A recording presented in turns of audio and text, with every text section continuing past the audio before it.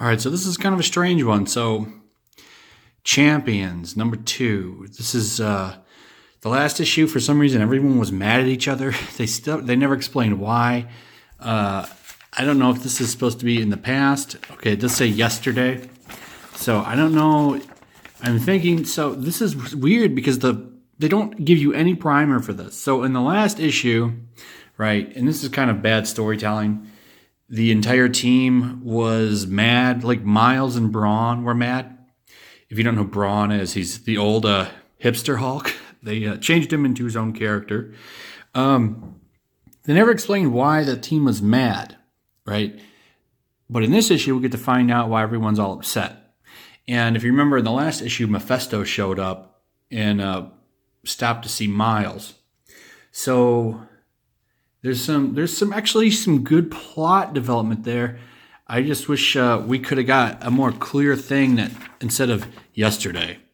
It's like, okay, so because I went into this reading it like, this was the continuation from the last story until I thought about it more and went back and looked at that first page. But this is a prequel to number 1, basically. So I guess it works. I think they should have made that more clear.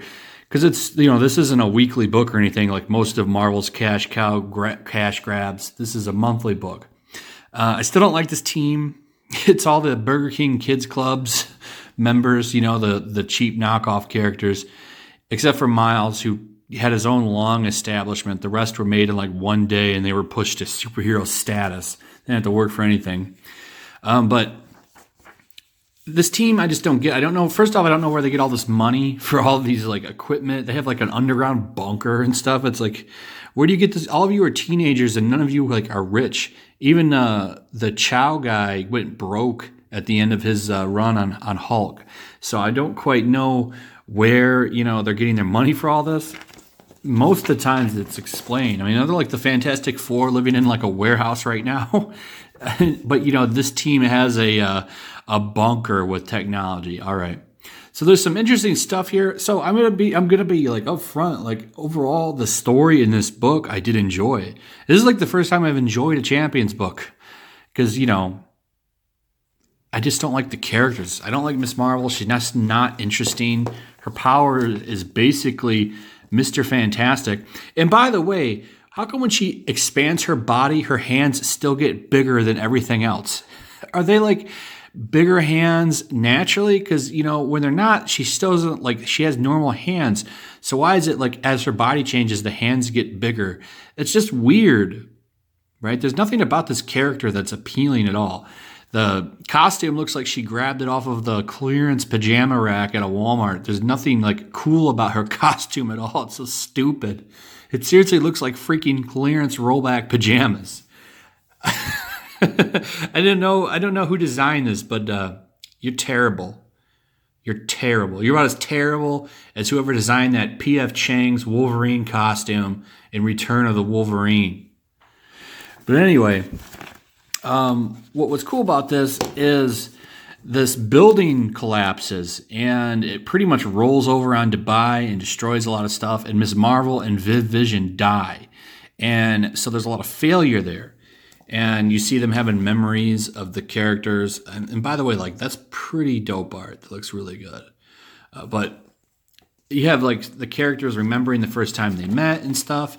And then all of a sudden, Mephisto shows up. And all of a sudden, like, the book got even better. Because, I mean, freaking Mephisto's awesome.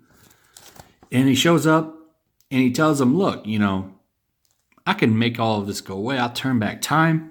And they're like, what do you want? You want our souls? And he's, I got plenty of souls. This is free and clear. So he says, they don't have to take an oath. There's no, nothing they have to promise. He's just going to do it. Now, we know that that's not totally the case because Mephisto shows up at the end of the first issue, which takes place after the second issue. So it's this weird. But he's like confronts Miles and stuff. And clearly they're like dealing with this. I think Mephisto wants to see them squirm and suffer is kind of the point here. But, he shows up. He does good. He rolls back time. And everyone comes back to life. They use their knowledge to fix things, but of course there's still some things that weren't fixed. So, some interesting stuff here. This is actually an interesting plot. The team is not interesting at all, but the plot actually was. Jim Zub is obviously a better writer than Mark Waid when he was on this for sure. But I don't know. We'll see. I usually give this like a 3 out of 5 as far as like story goes. This was decent. This is probably the best issue of the series that I've read yet. Surprisingly, I wonder. It has me intrigued enough to want to know what's going to happen with Mephisto, and how that plays out. I'm actually interested in the Champions book, so we'll see if that continues. We all know how this goes. By issue 5, things usually fall apart, but I'll check out the next one and see how this works out. Because, what did they do that bound them into a contract with Mephisto? Because, the guy's a prankster and always a slick salesman, so I really would like to see how that works out. So anyway, let me know what you think if you've read this book. Give me your suggestions on what might make this a good book or make this a good plot. Like, subscribe, check out my links in my description, and I'll see you guys on the next one. Peace.